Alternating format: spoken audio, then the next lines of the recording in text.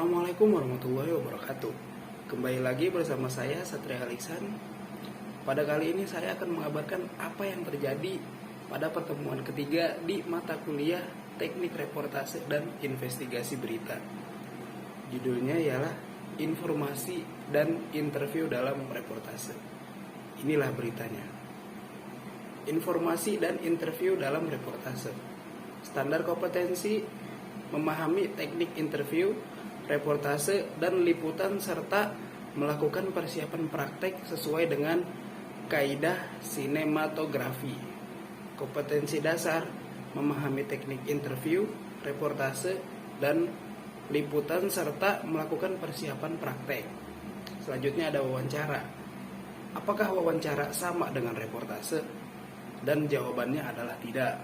Reportase memiliki ruang lingkup yang jauh lebih luas daripada wawancara.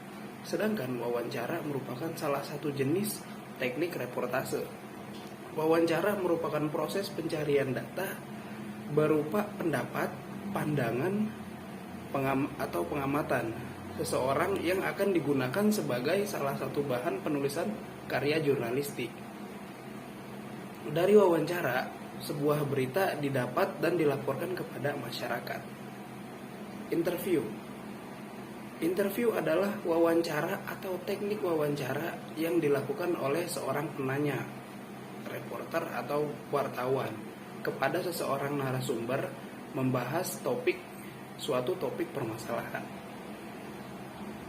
Interview sama dengan wawancara, sama dengan tanggung jawab.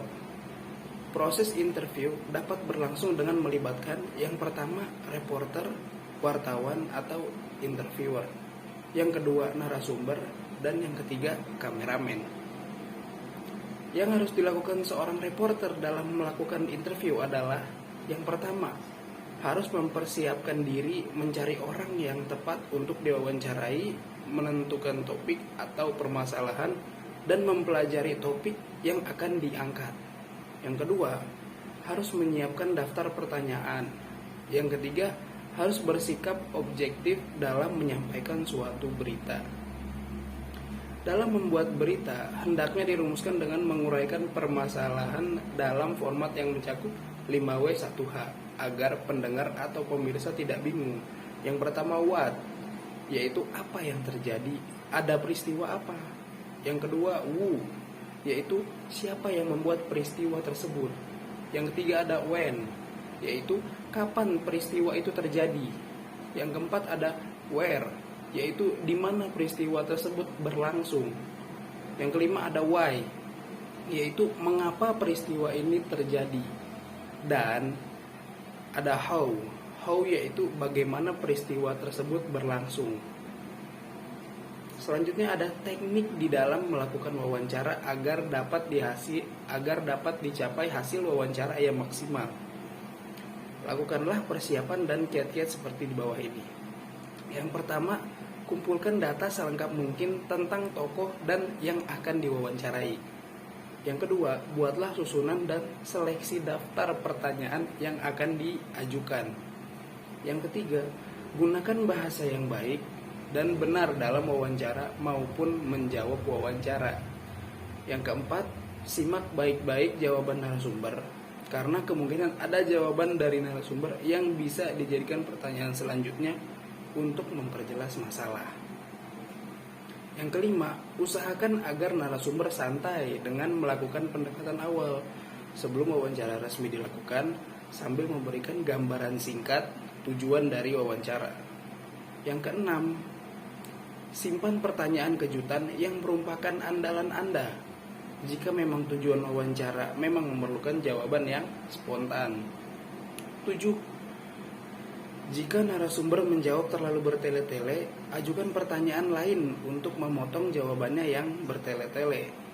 Kedelapan, sebaliknya, jika narasumber menjawab dengan kata-kata yang sangat pendek dan tidak memuaskan, kejarlah dengan menanyakan apa maksud dari jawaban yang pendek itu. Selanjutnya ada persiapan wawancara. Persiapan wawancara ada menguasai masalah, menentukan arah permasalahan, menentukan narsum, mengenali sifat narsum, membuat janji wawancara, menyiapkan draft pertanyaan, menyiapkan mental. Selanjutnya ada hambatan dalam wawancara. Seringkali jurnalis pemula menemukan kesulitan dalam proses wawancara dengan narasumber. Hal ini dikarenakan yang pertama takut, grogi, khawatir pertanyaan dapat menyinggung atau menyudutkan, terlalu melibatkan permasalahan pribadi. Wawancara bukanlah suatu yang dapat dipelajari, kemudian bisa diterapkan begitu saja. Wawancara adalah sebuah proses yang mengharuskan penafsiran dan penyesuaian terus-menerus. Cara terbaik mempelajarinya adalah mempraktekannya. Ya, mungkin hanya itu saja yang bisa saya kabarkan hari ini. Saya kembalikan ke audio.